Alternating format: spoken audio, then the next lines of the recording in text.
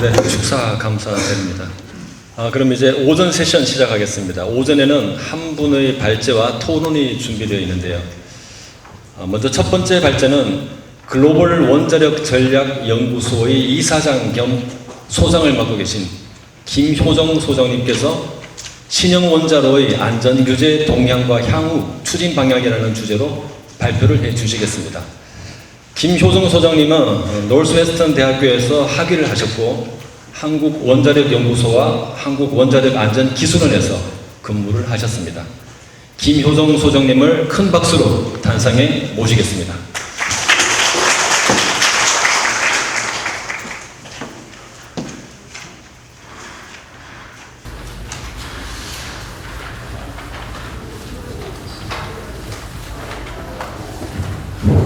예, 소개 감사합니다. 제가 사실은 신 교수님한테 작년에 발표 요청을 받고 그때 여건이 잘 안 돼가지고 좀 못했습니다. 그래서 올해 신 교수님 와서 작년에 못했으니까 올해 약속 지켜라 해가지고 오늘 오게 됐는데, 사실 제가 나이가 들다 보니까 이렇게 발표를 하다 보면 자꾸 잊어버려요. 그래서 이번에 가서는 요 키워드를 말씀드려야지 하다가도 와가지고도 이게 잘 잊어먹고, 그리고 또 그래서 그걸 커버하기 위해서 밑에 막 줄도 긋고 색깔도 엮고 하는데도 또 잊어먹고, 그래서 근데 오늘 혹시 좀 미비한 점이 있더라도 여러분들 많은 양해를 바라겠습니다. 그리고 그 발표 양이 좀 있는데 아까 이현철 교수님 말씀하셨듯이 그 질문을 좀 중심으로 하기 위해서 가능한 한 자료를 좀 대체하고 간단하게 하면서 그 의문사항이 있으면 질문을 통해서 하도록 하겠습니다. 예, 신행원자력 안전규제 동향과 향후 추진 방향의 그 발표 순서는 우선 그 가장 중요한 안전규제 향후 추진 방향을 정립을 이제 하는 건데, 그래서 그 국내의 동향 이 부분은 이 안전규제의 그 추진 방향에 우리가 좀 고려해야 될, 그리고 시사점들이 있는 내용들만 위주로 간략하게 소개를 하겠습니다. 그 중에서도 미국은 우리나라가 규제를 상당히 미국의 규제를 인용하고 있죠. 그래서 미국이 그러고 가장 왕성한 활동을 하고 있고, 진흥과 규제 측면 모두에 있어서, 그래서 미국의 그 안전규제 체계 이 부분은 조금 좀 시간을 좀 할애하고요. 나머지 부분은 정말 방향 정립에 필요한 일부 부분만 소개를 하도록 하겠습니다.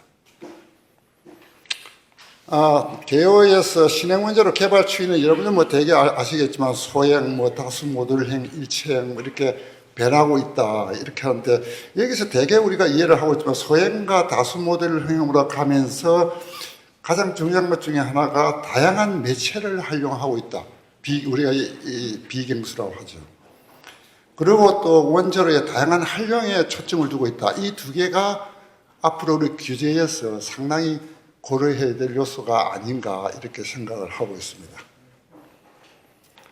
미국의 원자로 안전규제 체계는 우리나라하고 하이라키는 조금 차이가 있지만 법률, 연방 규제 규칙, 위원회 지침 이렇게 아주 단순한 하이라키이지만은 실제로 내부에 들어가 보면 아주 복잡한 구조를 가지고 있죠. 그래서 NRC에서는 연방 규제 규칙은 실제로 그 법률에서는 특별한 내용이 없습니다. 그래서 원자력법에서 섹션 161에서 위임하고 있는 NRC가 그 기능을 수행하기 위해서 필요한 규칙이나 명령 이런 걸 할 수 있다는 권한에 따라서, 위임된 권한에 따라서 규칙을 만들고 있죠. 그래서 상당히 많은 규칙을 갖고 있다 이렇게 볼 수 있겠습니다. 그래서 그 규칙의 내용을 대충 한번 보면 원자력 발전소에 좀 국한해가지고, 그래서 파트 50은 보면 생산 및 이용시설 국내 허가, 이거는 원자력 발전소뿐만이 아니고 이용 및 생산시설 모두를 다 포함하는 그런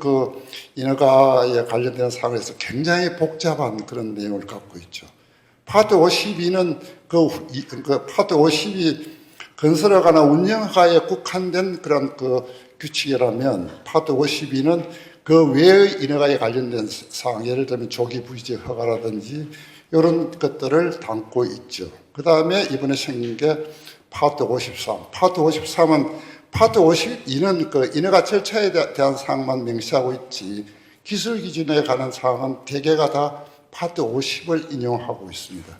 근데 그에 반면에 파트 53은 완전히 독립적인 인허가 규제 체계를 가지고 있습니다. 근데 이러한 규제 체계 속에서도 다른 파트 20, 여러분이 잘 아시는 방사선 방호 기준이라든지 원전 부지 기준이라든지 뭐 이런 것들, 운전은 매너 같은 이런 공통적으로 적용되는 규칙들은 다 심사에 반영을 하고 있습니다. 근데 여기서 우리가 앞으로 아까도 그 다양한 활용 문제를 말씀드렸지만 우리가 뉴클리어 파워 플랜트 그러면 원전이라고 번역을 하고 있습니다. 지금 여기서 저도 지금 원전이라고 하고 있죠. 근데 사실은 이제는 앞으로 그 뉴클리어 파워 플랜트를 원전이라고 해석을 하면 번역을 하면 상당히 좀 오해가 있을 수가 있겠습니다. 그래서 다른 좋은 용어를 우리가 좀 만들어야 되는데 발전만 할 게 아니라 열공정을 뭐 수소 생산 여러 가지 다양한 목적을 활용하게 되겠습니다.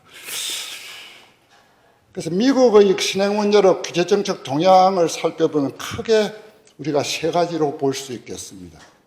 그 중에 하나가 1986년도에 제정돼 가지고 그 이후에 두 분 정도 간단한 그런 그 개정이 됐던 그 신행원자로의 규제에 관한 정책 성명 이 부분입니다. 그거는 이제 1986년에 제정될 때 뭐 특별한 내용은 없습니다. 신행원자로 설계의 바람직한 특성이 뭐냐에 대한 위원회의 견해를 상당히 담고 있습니다. 그 다음에 프리애플리케이션 리뷰 사전 검토에 대한 검토 제도를 집어넣고 가능한 조기 접촉을 유지하고 있다. 이게 프리애플리케이션 리뷰는 지금 우리나라도 아까 우리 신 교수님 말씀하셨듯이 이번에 법적으로 사전 검토 제도를 법 개정을 통해서 반영을 하고 있지만 사실은 이게 프리애플리케이션 리뷰는 이 원자로의 개발을 규제가 따라갈 수가 없습니다. 그래서 미리 사전에 이게 서로 협의하고 검토하는 제도가 없으면 이거 심사나 이런 데 굉장히 문제가 생길 수 있습니다. 그래서 이거는 당연한 얘기인데 예를 들어서 이번에 미국에서도 뉴스케일 그 DC를 줄 때 DC를 주는 그 일정과 같이 그 뉴스케일의 그 디자인 스페시픽 심사 지침이 만들어졌습니다. 그래서 그 이전의 단계는 전부 다 협의와 사전 검토를 통해서 되고 있다. 그래서 우리가 프리애플리케이션 리뷰의 그 제도의 그 특성을 좀 이해를 하는 게 좋겠습니다. 그런데 이 정책 성명 이 당시에 이미 미국에서는 비경수로에 대한 그 인허가 신청이 굉장히 많이 있었습니다. 그래서 그때 NRC에는 예비 안전사 심사 보고서를 작성하면서 도출된 것들이 비경수로에 대해서 지금 우리가 많이 다루고 있는 인허가 기반 사건을 어떻게 선정할 것인지, 그리고 구조물 개통기기를 어떻게 분류할 것인지, 그럼 심층방어의 적합성은 어떻게 우리가 확립할 것인지 이런 것들이 이슈가 벌써 1990년도에 다 나왔던 겁니다. 그래서 그 당시에 비경수로에 대한 새로운 규제 체계를 만들자. 그래서 이 비경수로 이용도 정보 활용 성능 기반 규제 체계를 한번 만들어 보자는 게 그 당시에 이미 제안이 되었다가 그러다가 이게 아직도 비경수로의 개발이 성숙되지 않았다. 뭐 이런 여러 가지 이유로 해가지고 재정이 보류되었었습니다. 그러고 난 뒤에 꼭 보니까 20여 년 후에 아마 새로운 이제 규제 체계가 만들어진 것 같습니다. 그리고 이런 와중에 2016년도에 NRC에서는 비경수로의 신청이 계속 활발하게 진행되는 것 같으니까 비경수로의 규제 대비를 위한 NRC의 비전과 스트레이티지를 만들었습니다. 그래서 이건 비경수로에 대해 거기에 보면 여러 가지 내용이 있겠지만 새로운 규제 체계 수립을 해야 되겠다. 이 부분이 이제 핵심이 되겠습니다. 그 다음에 이제 2019년도에 원자력 핵심 및 현대화 법이 생겼는데, 요거는 결국은 여기도 지금 기술운용 규제 체계를 2027년 12월 30일까지 완결하라 법에서, 이건 이 법의 내용을 보면 대개가 NRC의 비전 스트래티지에 대한 법적 기반을 제공하고 있다 이렇게 돼요. 그래서 이제 비전 스트레티지에서는 뭐 정책적인 방향이 되겠지만 여기에서는 이제 법적인 그 기반을 갖게 된 거죠. 그래서 여기에 따라서 텐시 8 파트 53이 생기게 된 겁니다. 그래서 파트 53은 뭐 여러분들 뉴스케일에 대해서 잘 아시겠지만 기존 규제를 적용하다 보니까 면제 요청도 많고 면제 요청이 많다 보니까 사업자 입장에서는 이 규제의 그 예측성이 굉장히 상실되고 있다. 그래서 이런 부분들을 없애기 위해서 규제의 안정성, 예측성, 명확성 이것을 증진해야 되겠다는 목적으로 파트 53이 제정되었습니다. 파트 53은 좀 전에 말씀드렸듯이 원자력 핵심이 현대화법 근거로 제정되었는데 여기에 중요한 거 하나는 이러한 현대화법의 뭐 규칙에 위임했으니까 규칙에서 실제적인 내용은 다 정하겠지만 여기서 그 아까 말씀드린 1987년부터 신형로에 대한 정책 성명이 나오고 했지만 신형로가 도대체 뭔지에 대한 정의가 없었습니다. 그래서 이 법에서 신형로에 대한 정의를 하고 있습니다. 그 정의 내용을 보면 이 법의 제정 시 건설 중인 상용 원자로에 비해서 상당히 개선된 핵분열 또는 핵융합 원자로서 원행력을 포함한다 이렇게 규정을 하고 있습니다. 그래서 여기서 상당히 개선된 게 뭐냐? 그게 여기서 개선은 여러분들이 뭐 잘 아는 내용들을 포함하고 있습니다. 그리고 여기서 또 기술 법령 규제 체계라는 표현인데 이게 제가 번역한 게 돼서 뭐 여러분들하고 잘 교감이 될지만 테크놀로지 인클루시브입니다. 저는 그걸 기술 법령, 뭐 누구는 또 기술 포괄, 기술 포용 뭐 다양하게 번역하고 있는데 뭐 저는 기술 법령으로 규제 체계를 정의하고 있습니다.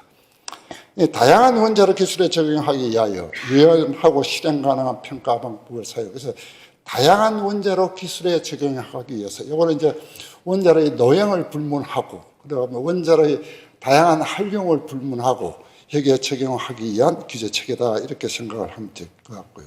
그래서 이러한 애드밴스 리액터의 그런 정의에 따라서 파트 53이 생겼고 그 외에도 이번에 그 2026년 5월 1일 얼마 전이죠. 5월 1일에 초소형 원자로에 특정적으로 또 파트 57이 의 그 제한 규칙이 발표되었습니다. 그리고 또 여기서 얘기하는 그 핵융합 원자로와 관련해서 퓨전 머신이라고 해서 지금 기존의 텐시아파 파트 30을 개정을 통해서 이 부분을 반영하고 있습니다. 이것도 마찬가지로 프로포즈 룰이 나와 있습니다.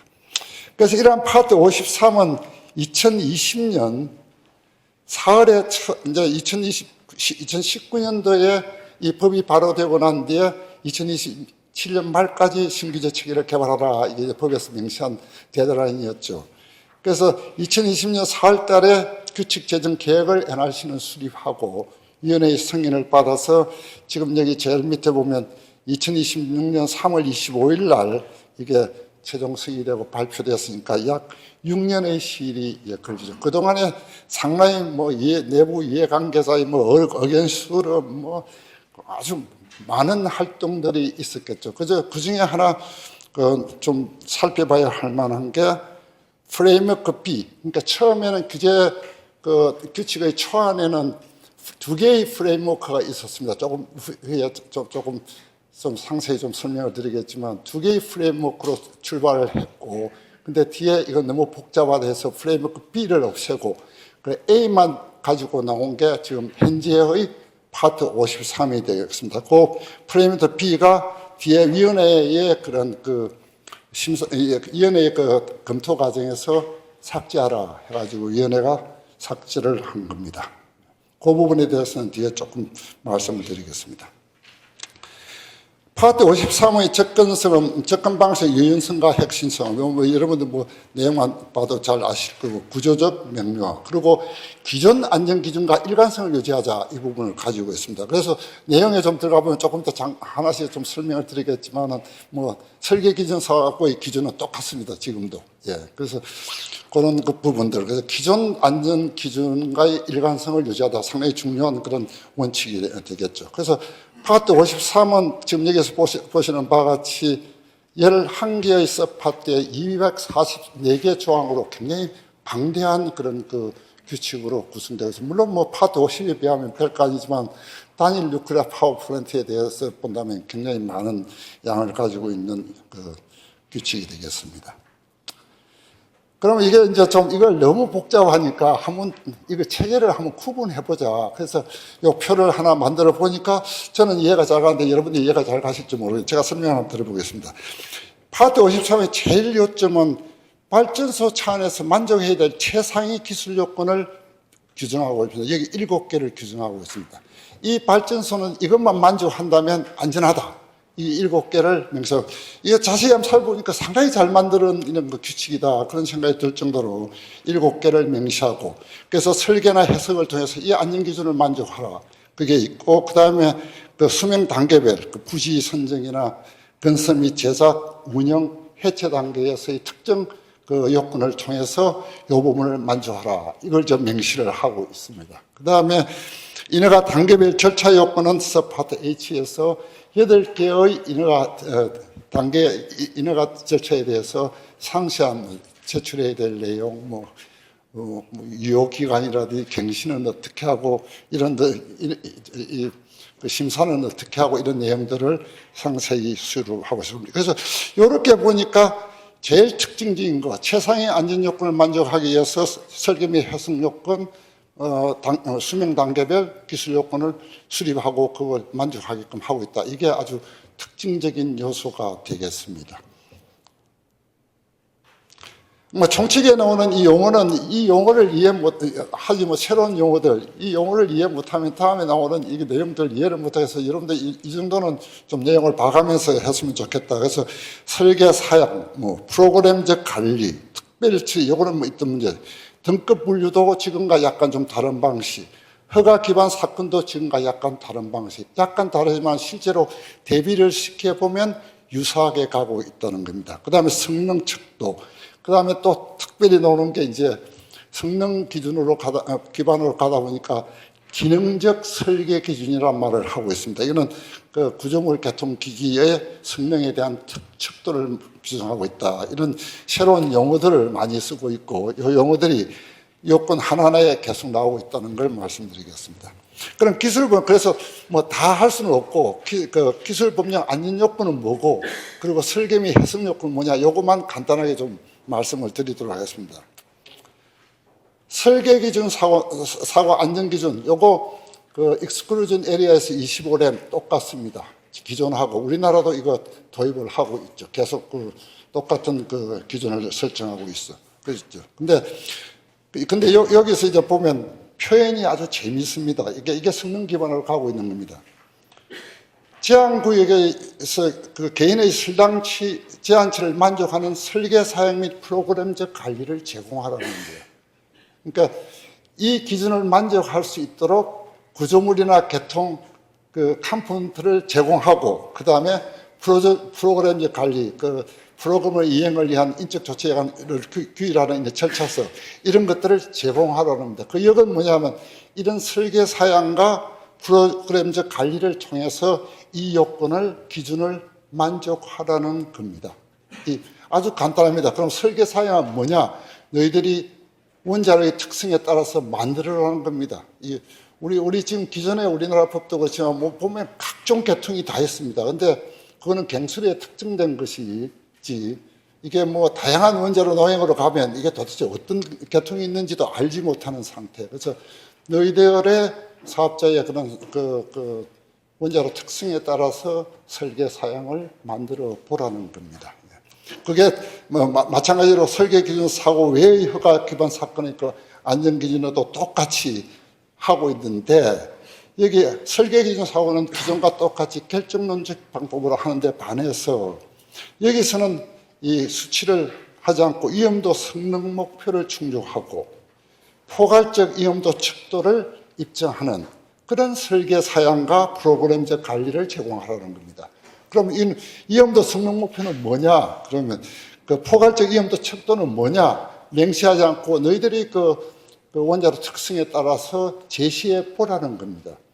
이게 조금 재미있는 게 애초에 제한규칙 초안에서는 이 내용이 들어가 있었습니다. 예를 들어서 초안규칙에서는 개인의 조기 사망 위험도 5 곱하기 10-7승을 만족하라. 그 다음에 잠재적 암 사망 위험도 2 곱하기 10-6승을 만족하라. 이렇게 다 규정적으로 이렇게 그 정량적 보건 목표를 명시를 하고 있었는데 이 최종규칙 단계에서 다 빠졌습니다. 이게.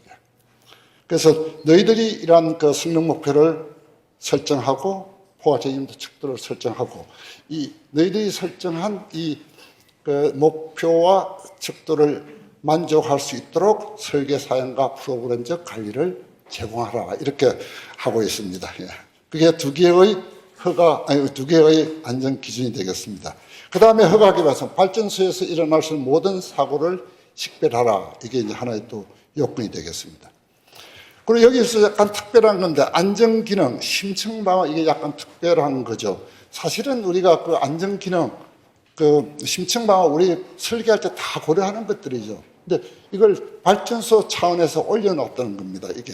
그래서 그걸 명시적으로 발전소 수준에서 우리가 만족해야 될 그거로 명시를 해놓고 모든 설계 해석에서 만족하게 하는 것. 근데 사실은 우리는 그렇게 하지 않고 밑에서 다 각 허가 그 수명 단계별에서 그 요건을 정의를 다 하고 있죠. 어떻게?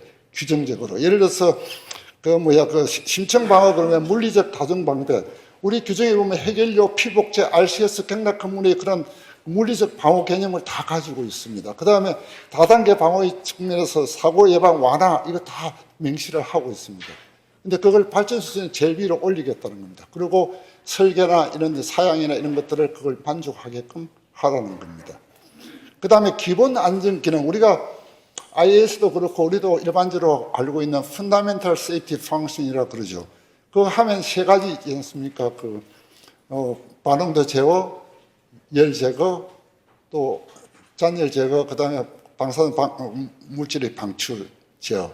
이 세 개인데, 여기서는 그걸 하나, 기본 안전 기능은 그 방사선 물질을 유출을 제한하는 것이다. 이렇게 기본 안전 기능 하나만 규정적으로 명시를 하고 있습니다. 나머지 추가 안전 기능에 대해서는 사업자들이 설정을 하라는 겁니다. 왜냐?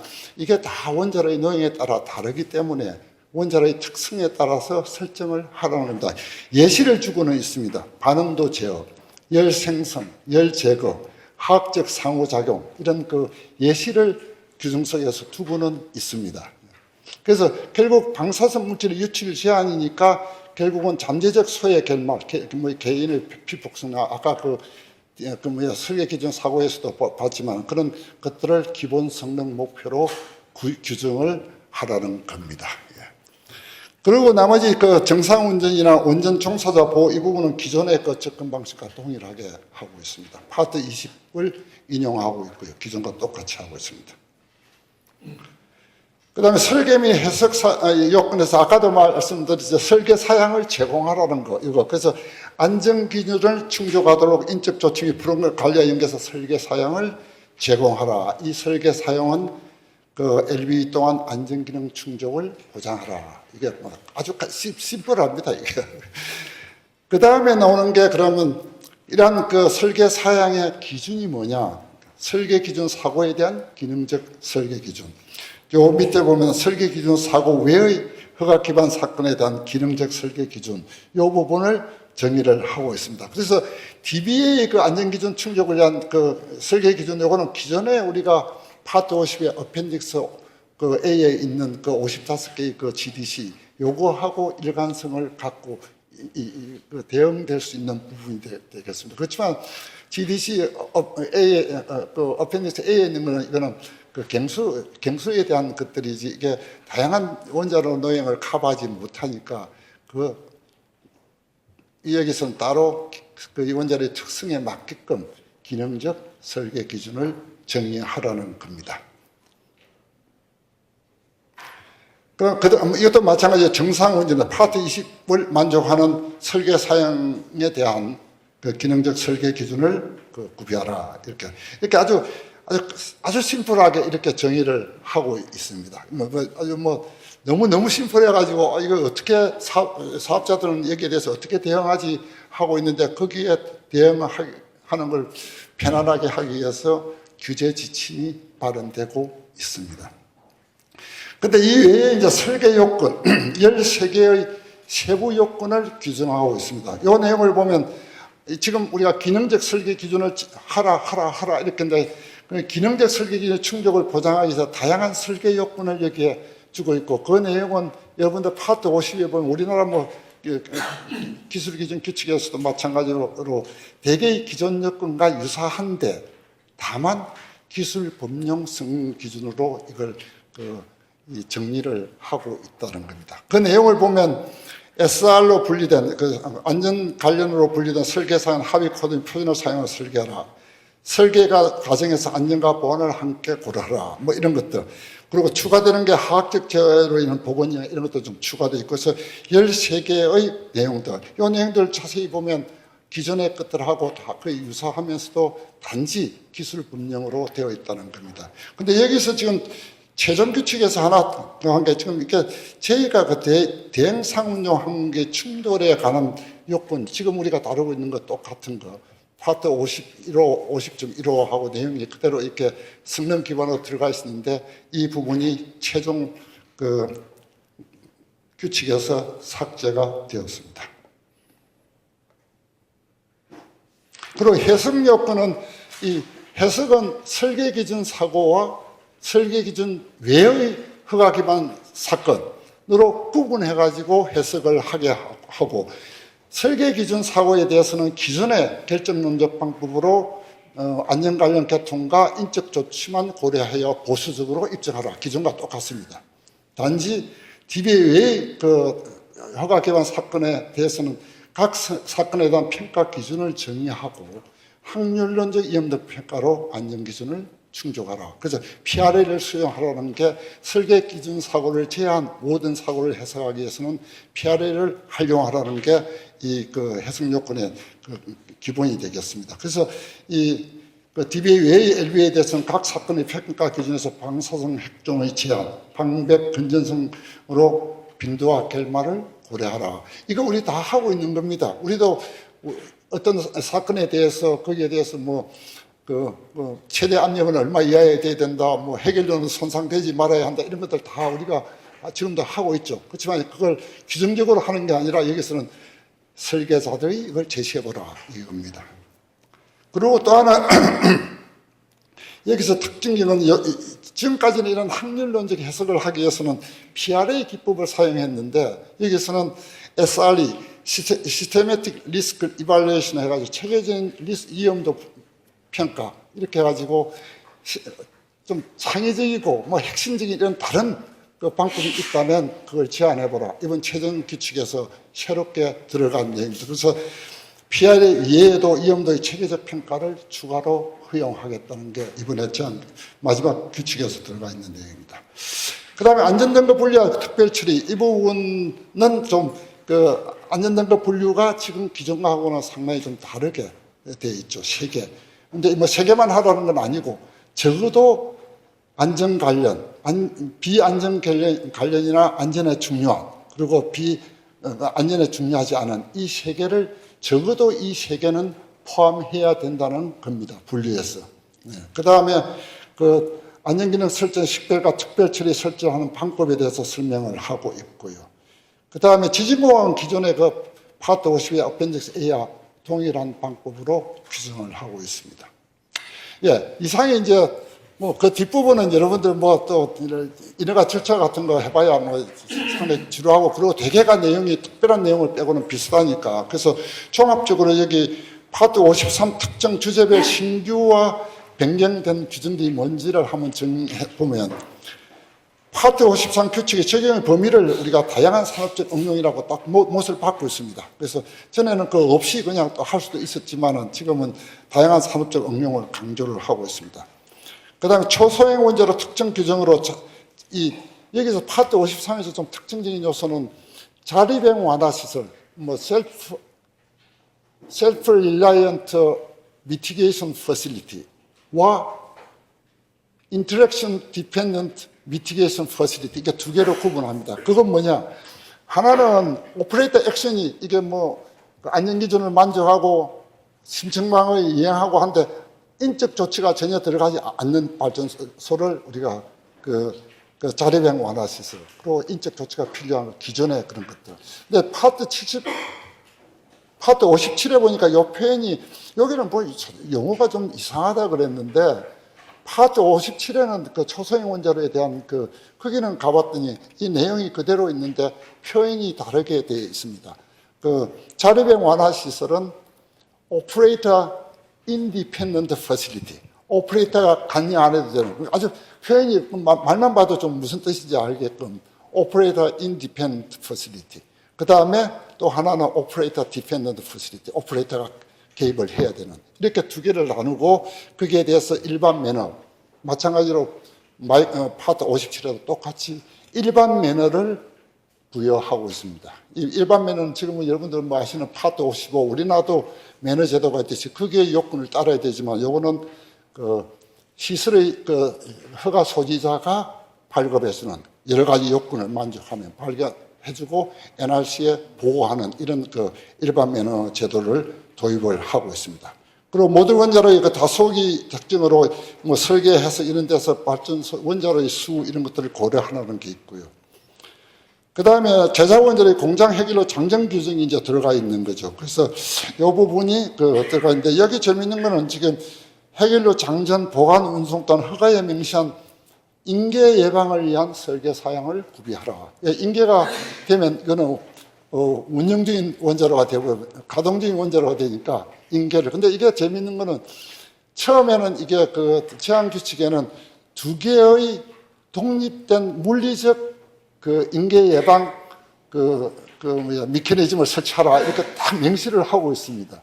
근데 이번 최종 규칙에서 싹 빠지고 그냥 인계 예방을 위한 사양을 제공하라. 뭐 두 개를 할지 이제 심사를 하겠죠. 이제 그렇게 아주 유연성을 굉장히 도모하고 있다는 겁니다. 그리고 제작 허가를 참조한 COL이나 CP 발행 원자로로만 이 제작 원자로를 보낼 수 있다. 이게 있고요. 그 다음에 요 하나 아주 재밌는 게 파트 110 원자로 기기 및 물질 수입 수출의 허가를 받은 부지로 갈 수 있다. 이거 이제 미국이 지금 추구하고 있는 원자로의 수출 이 부분을 상당히 좀 강조한 거 아닌가 이런 생각이 들고요. 그 다음에 안전해석은 아까도 뭐 되게 말씀드렸지만 DBA 설계기준 사고와 설계기준 외의 LB로 해석으로 구분하고 있다. 그래서 초기 사건 기반에, 그리고 전에 우리 여러분들 안전해석 하신 분들은 우리가 포스트레이트 이니시에이티브 초기 기인 사건이라는 우리 그걸 많이 지금도 막 하고 있죠.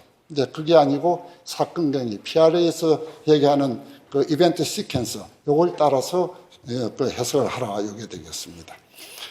그 다음에 부지 관련 규정에 보면 인구 밀집 중심지 거리, population center distance. 여러분들 뭐 되게 아시겠지만 저인구 지역 바깥쪽 경계가 거리 최소 1가 3분의 1이 돼야 된다. 지금 우리나라 기준도 마찬가지로 되어 있죠. 미국과 똑같이 되어 있죠. 근데 여기 하나 아주 재밌게 붙어 있는 게 있습니다. 혹은 인구 분포를 고려하여 사회적 편입 대비 사회적 이용도의 평가로 결정하라. 혹은 꼭 1과 1분의 3 거리가 아니라도 이렇게 사회적 편입과 사회적 이용도의 평가로 결정하라. 이건 누가 얘기를 한 걸 그대로 좀 받아 적은 것 같은데 이 규정에 여기에 들어가 있는데 우리나라도 이걸 규정에 도입할 수 있을지는 잘 모르겠습니다. 그 다음에 시큐리티, 보안 관련 규정에서 설계 과정에서 안전과 보안을 함께 고려하라. 아주 재미있는. 그래서 이 보안 문제는 설계와 공학적 보안 설비를 통해 효과적으로 해석하라. 이게 아주 신규로 우리가 들어갔다 볼 수 있죠. 그 다음에 화학적 재해로 인한 건강 영향을 규정하고 있다. 뭐 아까 안전 기능에서도 말씀드렸듯이 화학적 재해로 의한 영향, 이건 뭐 다양한 원자로 가다 보니까 이런 화학적 재해도 우리가 고려를 해야 된다고 되었습니다. 그래서 인허가 프로세스를 보면 아까 제가 8개 인허가 프로세스, 원전에서 다룰 수 있는 모든 인허가 종류입니다. 그래서 여기 이렇게 보면 요 프로세스를 따라가면 파트 50, 우리나라하고 똑같습니다. 예. 기존에 지금, 그리고 이거는 파트 50. 그리고 요렇게 따라가면은, 요렇게 따라가면 파트 52와 똑같습니다. 그래서 두 개의 파트에서 다루고 있는 모든 인허가를 하나의 프로세스에 넣고, 이 프로세스는 한 길로 가라는 겁니다. 여기 가도 이렇게 삐딱삐딱 가지 말라. 예, 이렇게 가면 여기 가고, 이렇게 가면 이렇게 하고, 이렇게 이제 정리하고 있다. 근데 여기서 좀 우리가 시사점을 보기 위해서 규칙 초안에서 제한 규칙으로 갈 때 바뀐 내용이 뭐고, 제한 규칙에서 최종 규칙으로 가면서 바뀐 내용이 뭐냐? 뭐 상당히 많이 있는데 그 중에 좀 엑기스만 몇 개 우리에게 방향 정리의 시사점을 좀 주는 것들 좀 뽑아보니까 아까도 말씀드린 프레임워크 B를 삭제하라. 이거 삭제된 겁니다. 그 다음에 정량적 보건 목표 이걸 정량적으로 수립하고 있는 이걸 없앴다. 아까 제가 잠깐 설명을 드린 거죠. 그래서 그 사업자가 이걸 이용도 성능 목표 이런 것들을 설정하라. 그 다음에 그 설계의 알라라 관련 요건을 배제하라. 그래서 관련 규정이 여러 군데가 삭제되어 있습니다. 그리고 시설 안전 프로그램 요건 삭제가 있고 설계 경험 프로그램 반영하라 이런 것들. 그 다음에 공장 내 해결로 장년 규정을 포함하라. 이게 이제 그 규칙 초안에서는 없었는데 제한 규칙에서 공장 내 해결로 장년 규정이 포함됐다는 겁니다. 그 다음에 제한 규칙에서 최종 규칙으로 갈 때 대행 상업용 항공기 충돌 관련 요건 삭제되었습니다. 그 다음에 그 PRA와 더불어 또는 그러니까 시스테매틱 리스크 이발루에이션 새로운 방법론이 창의적으로 나와 있으면 도입해도 좋다. 물론 뭐 NRC의 승인을 또 다 받아야 되겠죠. 이걸 또 유연성을 부여하고 있다. 그 다음에 아까 얘기했던 그 인구 밀집 중심지 거리 사회적 편의 대비 사회적 위험도 이 부분이 있고요. 또 아까 잠깐 말씀드린 인계방지를 두 개의 독립적 물리적 메커니즘을 인계방지를 위한 사양 제공으로 바꿔졌다는 거. 이런 것들. 그 다음에 인허가 및 갱신 기간이 변경됐다. 이거 그 표준 설계 인가 보면은 15년이 40년, 15년이 갱신도 15년이 40년. 그래서 대개가 다 40년으로 통일을 하고 있다. 갱신도 그렇고 초기 유효기간도 그렇고 이렇게 바뀌고 있습니다. 아까 제가 말씀드린 그 파트 53을 하면서 체계 B가 두 개의 체계로 가다가 하나가 삭제됐다. 파트 B가 그 말씀을 드렸는데 이게 왜냐하면 좀 전에 제가 말씀드린 지금 최종 규칙의 파트 53 이게 굉장히 제가 보기도 잘 돼 있는 그래서 그대로 우리가 그냥 가져오면 어떻겠느냐. 그러니까 가져와서 우리나라의 법령 체계에 맞게끔 이렇게 한번 그 수정해가지고 사용하면 우리나라의 규제도 선진화되는 거고 이렇게 하는데 그렇게 하다 보면 굉장히 큰 잠프가 되는데 그렇게 할 수가 있겠느냐. 그래서 요 체계 B가 그렇게 가는 좀 중간 단계의 역할을 하는 게 아닌가 해가지고 제가 잠깐 소개를 드리려고 하고 있습니다. 그래서 파트 50 규칙 초안을 검토해서 위원회가 삭제시킨 건데 너무 복잡하다 파트 53이. 그래서 그러면서 위원회에서 이걸 이 파트 53에는 포함하지 말고 그 활용 방안을 1년 내로 제시해라. 어떤 옵션, 이 세 개의 옵션을 고려해서. 그래서 기존의 파트 50과 52 개정을 통해서 할 수 있는 방법이 없겠느냐. 기술 법령으로 개선해가지고. 그 다음에 별도의 파트 50, 파트를 개발하자. 그래가지고 체계 B를 반영하자. 이게 있고, 또 똑같은 체계 그 파트를 만들더라도 좀 요건을 충족하는 지침 위주로 좀 만들자. 너무 요건을 규정하지 말고 이런 세 개의 옵션을 주고 그래서 거기에 따라서 NRC 스태프들은 세 가지 대안에 대해서 분석을 해가지고 그 50일을 개정하는 방법 그런 새로운 그 독립적 규칙 파트 56을 신설하는 방법 그리고 파트 56을 신설하되 그 규제 지침 중심으로 하자. 이 세 개를 그 여러 가지 그런 신뢰성이나 효율성 기술적 자원 고려를 이렇게 해가지고 분석을 했는데 되게 파트 56이나 이 기존 지침형으로 가는 게 좋겠다. 왜냐하면 파트 50, 51을 개정하는 건 너무 복잡하다. 지금 그런 결론을 내리고 있는 상태입니다. 그럼 그 내용을 한번 보면 이게 초안에 있던 구성입니다. 이게 체계 A입니다. 이게 체계 B입니다. 요 두 개 체계 A와 체계 B는 요 부분이 B는 없다는 겁니다. 체계 B는. 그래서 우리가 일상적으로 하는 수명 단계에서 요건을 규정하고 있다는 겁니다. 이거는 아까 말씀드린 때서 발전소 수의 최상위 안전 요건을 규정하고 그게 설계나 이런 것들에서 이걸 만족하는 이런 그 요건을 구비하고 있는 체계가 되어서 그래서 최상위 안전 요건에서 이 하향식 최상위 요건 그다음 하향식으로 이걸 만족하는 이런 체계를 갖고 있는 반면에 지금 파트 B는 상황식 접근법을 하고 있다. 그 다음에 기존의 파트 52 인용 기술 법령으로 기존의 파트 52를 기술 법령으로 상당히 고쳐가지고 기존과 유사하게 한번 써보자 이런 좀 가도기적인 그런 얘기를 하고 있고요. 그 다음에 기능적 설계 기준에서도 우리는 어펜디스 A에 있는 일반 설계 기준을 참조하자. 그래서 일반 설계 기준을 기술 법령으로 고치면 될 거 아니냐 이런 식으로 이제 하는 어프로치. 그래서 제가 보기에는 이게 지금 기존에서 지금의 파트 53으로 가는 중간 단계의 역할이 아닌가. 그리고 어떻게 보면 우리나라의 그런 체계 구축에 상당히 좀 시사점을 주는 게 아닌가 해가지고 이걸 한번 달아봤습니다. 그러면 여기서 보면 이 체계 B인데, 아까 대개 말씀한 안전역에서 이게 위에 두 개를 제외하고는 뭐 거의 체계 A와 유사하다. 그런데 여기에 그럼 위에 두 개를 빼버리면 그럼 설계 기준과 안전 요건은 어디가 있느냐? 물론 요소에 있겠죠. 요소에 어디에 있느냐? 한 군데 모아놓은 데가 있습니다. 서파트 아래 53.4739 옛날에 그 초안입니다. 37개의 일반 기술 요건을 규정하고 있습니다. 그 내용에 보면 여러분들이 좀 그냥 자료 참조하라고 쭉 적었는데 이 보면 지금 우리가 다루고 있는 내용하고 똑같습니다. 이게 단지 그러나 이 내용에 들어가 보면 다릅니다. 이게. 거기에는 특정 계통이나 이런 게 없습니다. 그래서 근데 어떤 데 들어가 보면 이런 거 있습니다.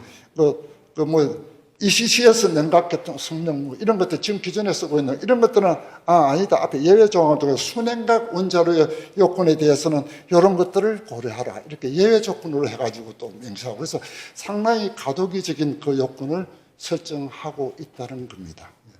그래서 상당히 우리 규칙 제정에 좀 도움이 되지 않을까 해서 이제 좀 말씀을 드립니다. 예, 이게 미국의 그 현황이고요. IAEA는 상당히 좀 활동을 많이 하고 있는데 이렇게 미국처럼 이게 프랙티컬한 이런 그 시사점을 주고 있지는 않죠. 그래서 실제 하려면 우리가 미국 걸 많이 참조하게 되는데 IAEA는 이제 그 발전소의 그 Specific Safety Requirement 특정 안전 요건 SSR-2-1 디자인에 대한 거에 대한 그 SMR 중에서도 갱수형, 그 다음에 고온가스 냉각로에 대한 캡처 분석을 수행했고, 갱술에 대해서는 한 8개 정도가 변경이나 해석이 필요하다. 근데 아니나 다를까, 비갱술에 대해서는 약 30여 개의 변경이나 해석이 필요하다. 이런 게 나왔고요. 그 다음에 정의를, 멀티 모델 유닛에 대해서 정의를 새롭게 정의해야 된다. 이게 나왔습니다. 근데 요거는 이제 그 디자인의 스페시픽한 세이프티 리콰이먼트에 대해서만 격차 분석을 한 아주 적은 업무 양이라면 요거는 IAEA가 갖고 있는 7개의 일반 안전 요건, 그 다음에 6개의 특정 안전 요건, 요 전부 다, 그 다음에 86개 중에서 79개의 안전 지침 전체를 이러한 원자로에 대해서 격차 분석을 수행해가지고 이건 적용 가능하느냐, 적용 불가능하느냐, 그 다음에 확인된 격차에 대한 추가 고려사항이 뭐냐를 만들어내고 있습니다. 그 다음에 이러한 것들을 통해서 그 계량 핵심형 설계의 새로운 분야가 무엇이냐, 공통적인 요소들, 이런 것들을 그래서 IA 보고서 중에서 이게 그 IA 세이프티 시리즈, 세이프티 레포트 시리즈 넘버 1, 2, 3 아주 잘 만들어진 보고서인 것 같습니다. 여러분도 혹시 필요하면 참조 좀 하시면. 특히 이 부분, 이 계량 핵심 원전에서 새로운 분야가 무엇이냐, 이거는 굉장히 상세하게 잘 나와 있는 보고서가 되겠습니다. 여기에는 보면 또 특히 세이프티하고 시큐리티하고 세이프티 가드의 3S의 인터페이스가 어떻게 구성되어야 되느냐, 이 부분을 아주 잘 명시하고 있다는 거, 여러분들 한번 필요할 때 참조해 보십시오. IAEA SMR 규제자 포럼은 2015년도 우리나라도 지금 구성되었을 때 우리나라 가입하고 있죠. 여러 가지 워킹 그룹을 만들어 가지고 다양한 주제에 대해서 다루고 있죠. 그래서 많은 활동을 하고 있고 주요 쟁점 현안들에 대해서 좋은 그 방향들을 많이 제시하고 있는데 이걸 다 설명할 수 있고 하나, 인해가 절차를 보면 기존의 그 IAEA에서 다루고 있는 인해가 절차는 7개가 됩니다. 근데 거기에 여기 빨간 게는가, 제작, 소해 시운전, 수송, 소해 해체, 이 부분 4개가 추가되어야 되겠다. 그 보고서를 제시하고 있습니다. 캐나다는 왜 특별히 넣느냐? 캐나다도 일반 미국을 제외한 국가 중에서 가장 이 부분에 앞서가고 있는 것 같습니다. 물론 지금 SMR의 전개도 상당히 빨리 진행하고 있고요. 그래서 캐나다의 SMR 관련 규제 규정은 렉독 2.5.2에 적나라하게 나타나고 있습니다. 그래서 보면 이것도 미국과 마찬가지로 안전 목표를 딱 알고 있습니다. 먼저 여기 보면 허용 슬랑 기준, 사건별 허용 슬랑 기준은 뭐냐, 그다음 CDF는 얼마냐, 그다음에 여기 있는 여기 이 색깔로는 지역 주민의 장기적인 이주를 필요로 하나 12, 14선 100km 이상 시했으면 이거 합의 10에 말해서 6승 미만이 되게 됐다. 이거 여러분들 좀 본 것 같죠? 이거 어디서 본 것 같지 않습니까? 우리나라 사후관리에 가보면 나옵니다. 고시에 가보면 이 내용이 그대로 나옵니다. 안전목표로 딱 나오고 있습니다. 캐나다하고 똑같습니다. 근데 단지 하나 차이는 이 안전목표를 설계해서 다루자는 겁니다, 여기는. 아까 우리 텐시얼 파트 53도 마찬가지예요. 우리나라는 설계 단계가 아니라 운영 단계에서 사후 관리 측면에서 다루자는 겁니다. 이거 상당히 고려할 부분이 있습니다. 이거 가지고 올 수 있는지, 아니면 이거 정량적으로 하지 말고 정성적으로 하는 게 좋은지, 이거 상당히 고려해야 될 부분이 아닌가 그렇게 생각합니다. 그래서 캐나다의 이런 규정, 그리고 제일 마지막에 가서 이거는 사실 순행각 원자로인데 여기에 보면 순행각 설계 규제 요건에 대한 대체 접근 방식 요건을 딱 규정하고 있습니다. 그래서 순행각 원자로에 대해서 해놓고 여기에 대체 요건이 필요하다. 우리나라하고 비슷한 그런 어프로치죠. 그 다음에 SMR에 특정해가지고 나오는 렉독인데 요거는 대개가 다 인허가 절차에 관련되는 사항으로 되어 있습니다. 캐나다에서 DIS 1604 2016년도에 SMR의 스트레이티지, 미국과 비슷하게 하나 만들었는데 여기에 19개의 쟁점 현안들을 설명하고 여기에 대한 연구를 수행하자 이렇게 하고 있고요. 이것보다 이런 것들을 토대로 해가지고 지금 현재 캐나다 SMR 규제 근간으로 활용하고 있는 게 CNSC 전략보고서입니다.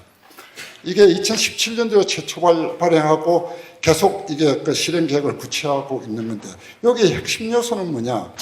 강건하고 유연한 규제체, 차등 접근과 대체 접근법, 위험도 정보 활용 이런 부분을 명시하고 있고요.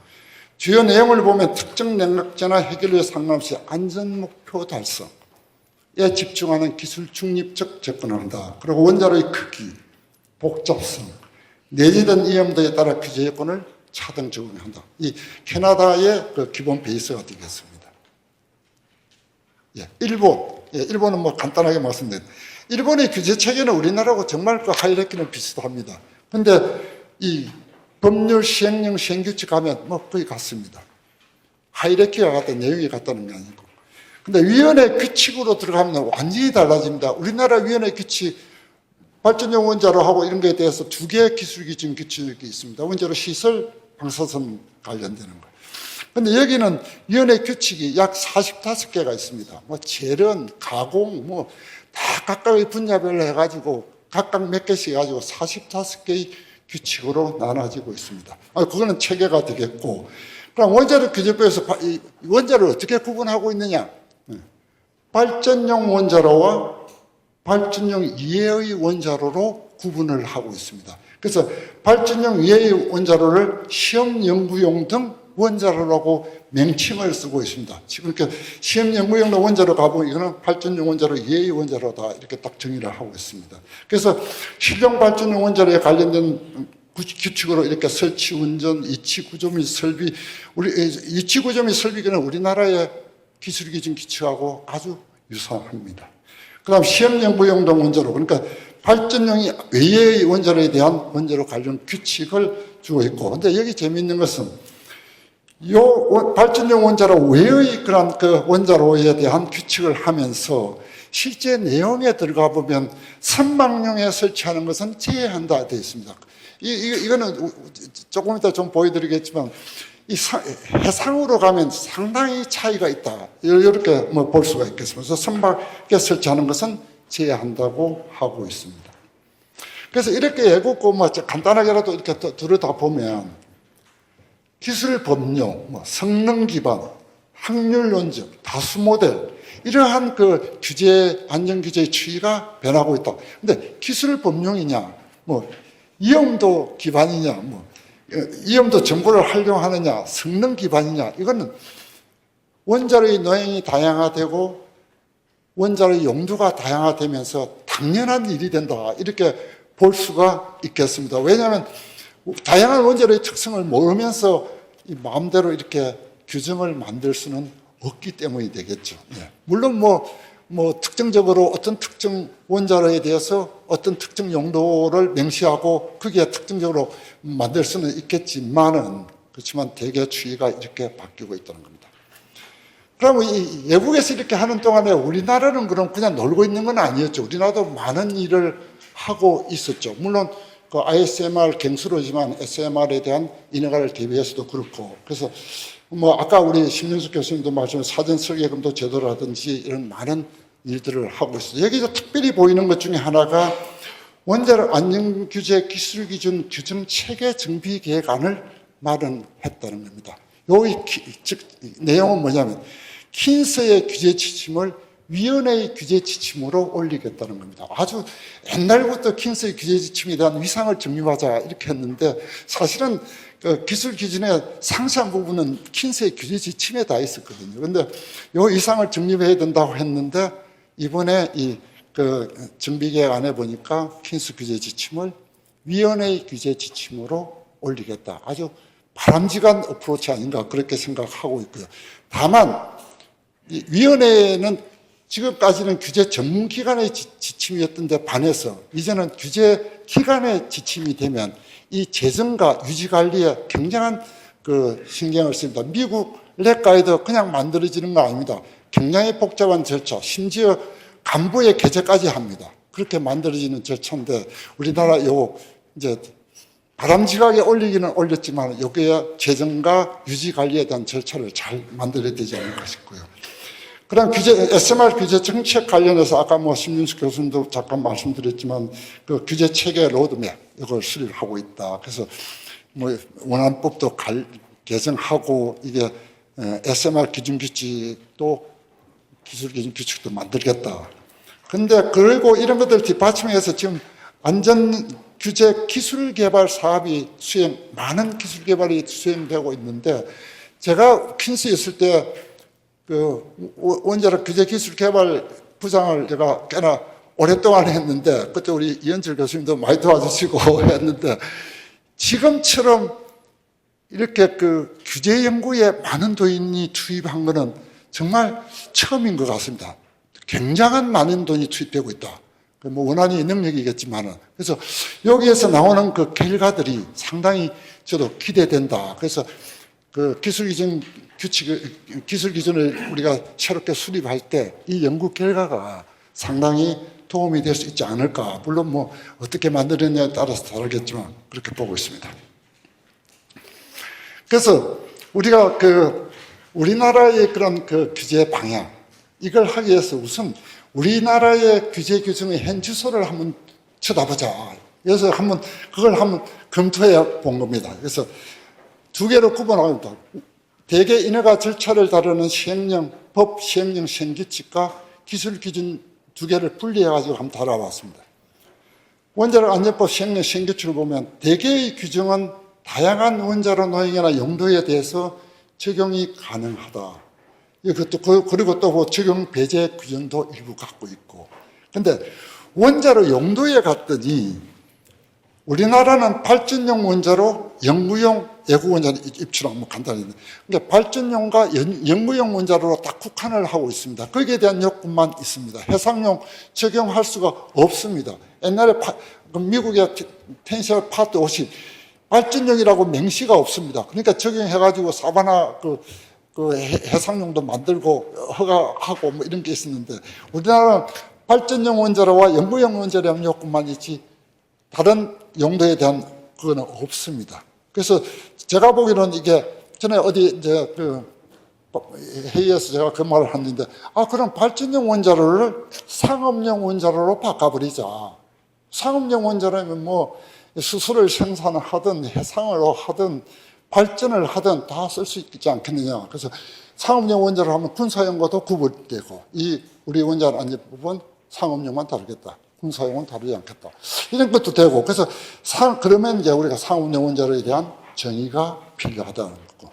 그 다음에 뭐 다양한 그 정의 관련 규정도 잠깐 이렇게 수정을 하면 가능하겠다. 그 다음 원자로 운전의 수도, 이거 지금 원자로 운전수 가지고 뭐 상당히 그 악유들이 많은데, 우리나라는 지금 원자로마다 조종감독자, 조종사 각 1명 이상 이렇게 돼 있는데, 지금 아까도 그 IAEA 그에 준다면 봤지만 멀티 모듈 유니티에 대해서 새롭게 정의하자. 거기 보면 여러 동일한 원자로가 있더라도 하나의 제실에서 운영하는 건 좀 다르게 보고 있습니다. 멀티 모듈 유니티. 그래서 이걸 원자로마다 하지 말고 원자로 시설마다 혹은 다수 모듈 효기마다, 그래서 이 정의를 갖다가 이렇게 구성되어 있는데, 하나의 제어실에서 운영하고 있는 것은 조종감독자, 조종사 각 1명, 2개 하자. 이렇게 해버리면 좀 간단하게 넘어갈 수 있지 않을까라는 생각을 하고 있고, 잠깐 이 문제도 이렇게 기존과 좀 일관성을 유지하면서, 꼭 풀어주는 것처럼 해서는 안 될 것 같고, 그래서 유지하면서 가는 게 좋지 않나. 심지어 이제 파트 53에서는 그 운전의 수 규정 없습니다. 몇 명 하라 없습니다. 그 마이크로 리액터 파트 57, 운전의 수 없습니다. 발전소를 운영 모니터링하고 사건에 대처할 수 있는 역량을 갖출 수 있게끔 설계하라 그랬지. 너 한 명, 얘는 한 명 두고, 쟤도 한 명 두고, 이거 없습니다. 근데 우리가 지금 조종감독자, 조종사 1명씩 이상을 두라 했지만, 지금 발전소에 이 사람들 1명씩만 있습니까? 그럼 사업자는 그냥 이러니까 2명만 두자, 이거 아니지 않습니까? 자기들은 안전 운전을 위해서 필요한 수만큼을 또 할 거고, 그래서 이런 유연성을 좀 부여하는 방향으로 가야 되겠다. 그 다음에 이렇게 주민이 나오는 거, 부지가 나오는 거, 제한구역이 나오는 것은 해상용에서는 적용을 할 수 없겠다는 겁니다. 그리고 이래가 제출서로 이 부분도 상당히 조그마한 수정으로 우리가 충분히 커버할 수 있겠다. 그래서 우리가 이게 원자력법에서 시행 규칙까지는 크게 문제가 없겠다. 그럼 기술 기준 규칙으로 갔더니 대개의 규정은 원자로 노행이나 용도에 대해서 적용, 우리나라 기술 기준 규칙에 원자로 노행에 국한하고 있지 않습니다. 우리나라. 그 명시 없습니다. 명시 없다는 건 적용해도 괜찮다는 겁니다. 그래서 그렇지만 이게 정의 관련 규정이나 주민 및 부지 제한 교육 이런 것들에 관련은 전부 다 해상용에, 육상용에 대해서는 별로 큰 문제가 없는 것 같은데, 해상용에 가면 다 이게 걸리게 됩니다. 보면. 구조 설비도 마찬가지로 이게 적용 배제나 이런 요건들을 설정해야 되겠다. 그래서 기술 기준에 대해서는 다양한 좀 옵션들을 좀 고려해 봐야 되겠다. 이런 그 결론이 되겠습니다. 그래서 우리나라의 그 안전규제 기준 개발은 전제사항으로 좀 SMR의 용도, 노행, 구성 체계, 평가 방법, 규정의 방법, 규정의 배치, 이네가 옵션에 대한 이 고려를 좀 한번 해보자. 일단 거기 해가지고 우리나라 그 SMR 대비 안전규제 규정의 체계를 한번 확립해보자. 일단은 옵션, 물론 이렇게 하다 보면 상당히 많은 옵션이 나올 수도 있고, 그래서 이런 그 고려사항에 대해서 각국의 해랑을 이게 비교한 거니까 여러분들 이거는 자료를 참조해 주시기 바랍니다.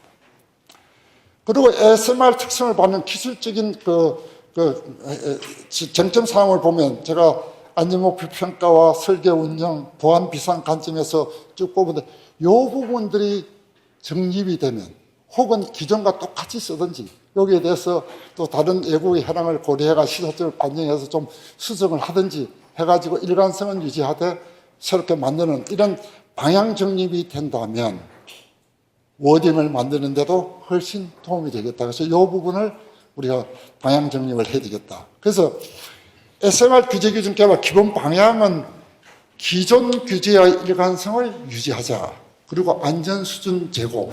규제로서 안전 수준을 제고할 필요는 저는 없다고 봅니다. 왜냐하면 사업자들이 SMR 하면서 이미 안전 수준 많이 제고해 놨는데 거기다 무슨 또 그걸 수용할 수 있는 유연성만 부여하면 되지.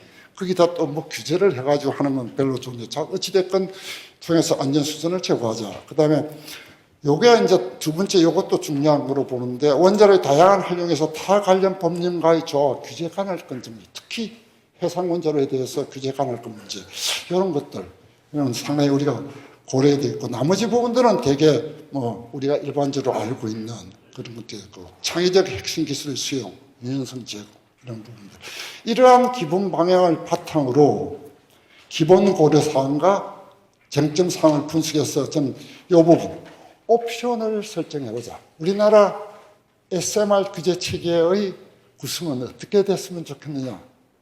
이에 대한 옵션. 제가 지금 대충 뭐 오늘 시간이 없어갖고 그건 뭐 못했는데 대개 한 두세 개 정도의 옵션이 가능하다.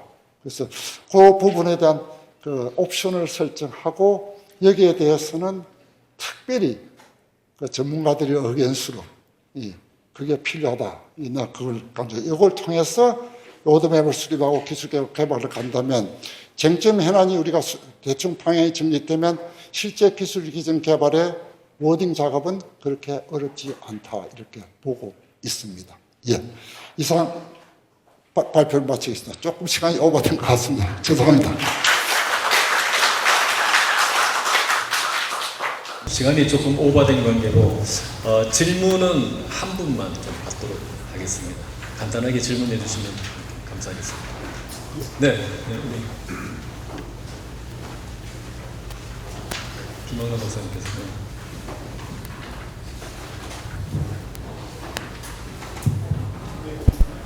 네, 말씀 잘 들었습니다. 그 김유정 박사님께서 용어 관련된 말씀 많이 하셨는데 두 가지만 한번 제 생각을 말씀드리고 싶습니다. 영어로 어드밴스드 일렉트라, 제가 일했던 원자력연구원 쪽에서는 선진 원자로라는 이름을 갖다가 주로 사용했습니다. 김 박사님께서는 신형 원자로라고 말씀하셨고요. 이게 규제에 관련된 규정에 어드밴스드 일렉트라가 신형 원자로 들어가는 원자든지 그거 하나하고 텐시역과 파트 53에 SMR에 대한 정의가 되어 있는데 지금 SMR이 굉장히 많은 SMR이 개발되고 있는데 그 SMR 정의에 따르면 우리 ISMR이나 뉴스케일이나 이런 것만 SMR 포함되고 나머지는 전부 다 싱글 유니트이기 때문에 SMR 포함이 안 되는 건지 그거에 대해서 좀 말씀을 주셨으면 감사합니다.